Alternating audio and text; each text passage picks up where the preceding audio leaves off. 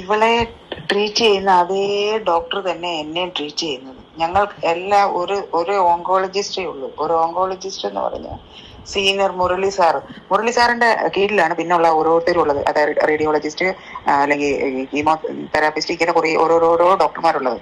അതങ്ങനെ ഡീവിയേഷൻ ചെയ്ത് കൊടുത്തിരിക്കുക. അപ്പൊ എല്ലാം, പക്ഷെ ഇതെല്ലാം കോർഡിനേറ്റ് ചെയ്യുന്ന ഒരാളെന്ന് പറഞ്ഞാൽ അത് മുരളി സാറാ. ഇത് സാറ്റർഡേസിൽ ഇവർക്ക് ഒരു മീറ്റിംഗ് ഉണ്ടാകും. എല്ലാ പേഷ്യന്റിന്റെ കാര്യങ്ങൾ ഇവർ ചർച്ച ചെയ്ത് അങ്ങനെയാണ് ഓരോ കാര്യങ്ങൾക്കും തീരുമാനം ഉണ്ടാക്കുന്നത്.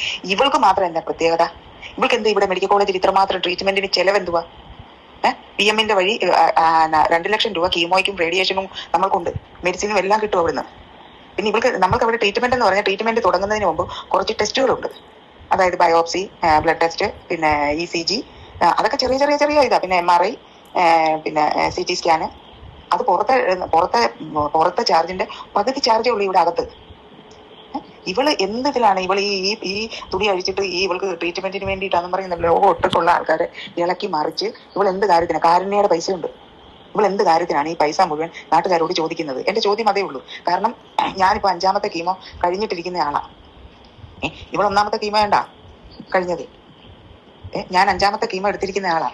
എനിക്കറിയാം ഇതെന്തുമാത്രം കഠിനമായ പ്രോസസ്സാന്നുള്ളത്. 1ാമത്തെ കീമോയിലൊന്നും വലിയ പ്രശ്നമില്ല, 2ലും വലിയ പ്രശ്നമില്ല.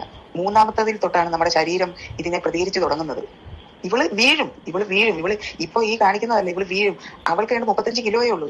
78 കിലോ ഉള്ള ഇത് മിനിമം 50 കിലോ 60 കിലോ എങ്കിലും വേണം ഒരു കീമോ എടുക്കാനായിട്ട്. ഞാൻ 78 കിലോ ഉള്ള ഞാനാണ് ഈ കീമോ എടുത്തിട്ട് തകർന്നു പോയത്. ഈ കഴിഞ്ഞ കീമോയ്ക്ക് ഞാൻ 3-4 ദിവസം ഞാൻ എഴുന്നേറ്റിട്ടില്ല.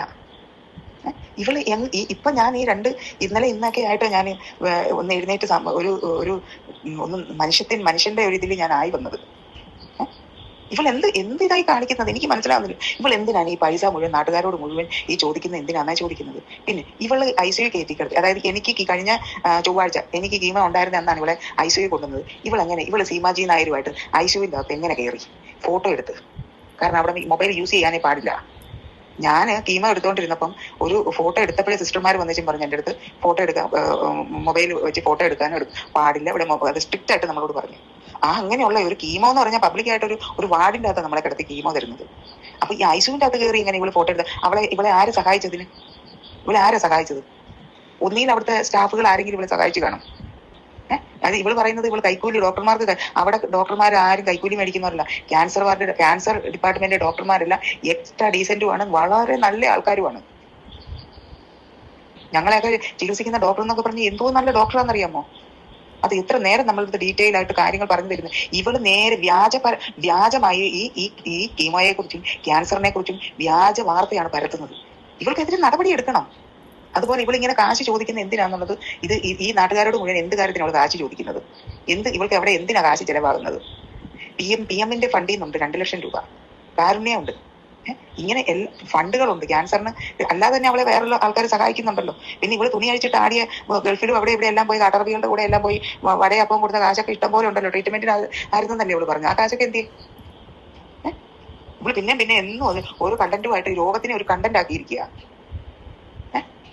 ഇതെന്താ ഇതെന്നെ വെള്ളരിക്കാൻ പറ്റണം?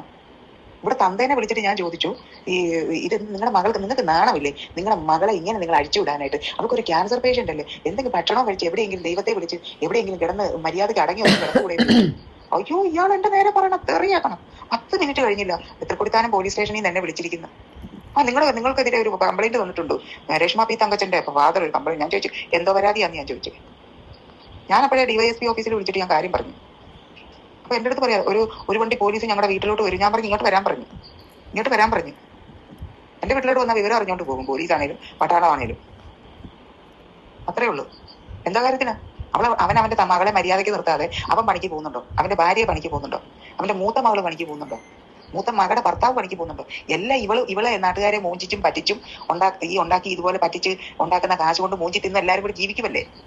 അതിനിപ്പോ സപ്പോർട്ട് ഒരു വൈദികനാണ് പറയുന്നത്. അവന്റെ ഇത് മുലക്കച്ചയും കെട്ടി അവന്റെ ഒരു കുരിശും പിടിച്ച് അവന്റെ സംസാരം കേട്ടാണ്ട് അടിച്ച് അവന്റെ കാരണം ചെവിയുടെ വണ്ട് കുളിക്കാൻ തോന്നും. എനിക്ക് വയ്യാതെ ഇരുന്നിട്ടല്ല ഞാൻ അവന്റെ വീടിന്റെ അവിടെ ഞാൻ ചെന്നേനായിരുന്നു. നായിന്റെ മോൻ അവൻ നാണോ മാന. അവൻ എന്തെല്ലാം രേണുവിനെ കുറിച്ച് പറഞ്ഞതാ.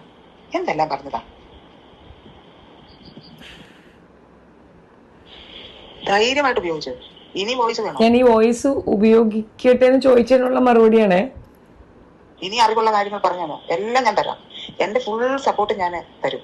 എന്ത് ട്രീറ്റ്മെന്റിന്റെ കാര്യങ്ങളോ എന്തെങ്കിലും പേര് കാണിക്കുമ്പോൾ മാത്രം പേരും കാര്യങ്ങളും കാണിക്കാൻ അഡ്രസ്സും കാണിക്കേണ്ടതേ ഉള്ളൂ. ഡീറ്റെയിൽ കംപ്ലീറ്റ് ഞാൻ തരാം. കാരണം നമുക്ക് ഇതിനകത്ത് കള്ളത്തരമില്ലല്ലോ. ഞാൻ അവിടെ ഓൾറെഡി ട്രീറ്റ്മെന്റിൽ ഇരിക്കുന്ന ഒരാളാണ്. പിന്നെ ഞാൻ എന്തിനും കള്ളത്തരം പറയണം? എനിക്ക് അനുഭവമാണ് അത് പറയുന്നത്. ഇവർക്കൊരു നിയമം അല്ലെ വേറൊരാൾക്കൊരു നിയമം, 5 പേർക്കുണ്ട് 5 പേർക്കും 5 നിയമം അല്ലല്ലോ. അവിടെ ക്യാൻസർ പേഷ്യൻസ് ഉണ്ടെങ്കിൽ അവർക്ക് എല്ലാവർക്കും ഒരേ നിയമമാണ്. അതിനകത്ത് രോഗത്തിന്റെ കാഠിന്യം ഏറ്റവർക്കും അങ്ങോട്ടും ഇങ്ങോട്ടും കൂടിയും കുറഞ്ഞു ഇരിക്കുന്നു. ഇന്ന് അവളെ പിക്ലൈൻ ഇട്ടിരിക്കുന്ന അതേ കിടന്നിട്ട് ഇങ്ങനെ കിടന്നിട്ട് ആട്ടുന്ന കണ്ടില്ലേ? എന്തിനാ അവള് കാട്ടറബികളുടെ പോയി ഉണ്ടേ ആട്ടുന്ന പോലെ അതിനിട്ട് പിക്ലൈൻ ഇട്ട് ആട്ടി അതിന് ഷെയ്ക്ക് ആയി കഴിഞ്ഞാലോ അത് വെയിനേൽ കൂടി ഇടുന്നതല്ലേ? ഇവർക്ക് ഈ കാട്ടറബികളുടെ ഉണ്ടക്കിട്ടിട്ട് ആട്ടിയൊക്കെ ഉള്ള പരിപാടി അറിയുള്ളൂ. ഈ സീമാജി നായർ എങ്ങനെ അയച്ചു? നായിന്റെ മോള് ജിമിന്റെ അകത്ത് വന്ന ഈ ഫോട്ടോ കണ്ടോ?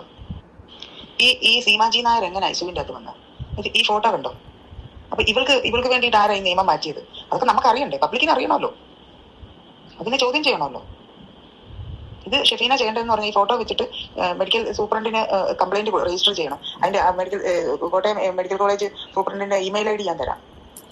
എന്തായാലും നിങ്ങൾ ഈ മെയിൽ അയക്കാനും എടുക്കാനും എനിക്ക് മെയിൽ അയക്കാനും എന്റെ ഫോണിൽ കൂടി ചെയ്യാനൊന്നും എനിക്ക് അറിയത്തില്ല. പിന്നെ എനിക്ക് പുറത്ത് പോയി ചെയ്യാൻ പറ്റത്തില്ല.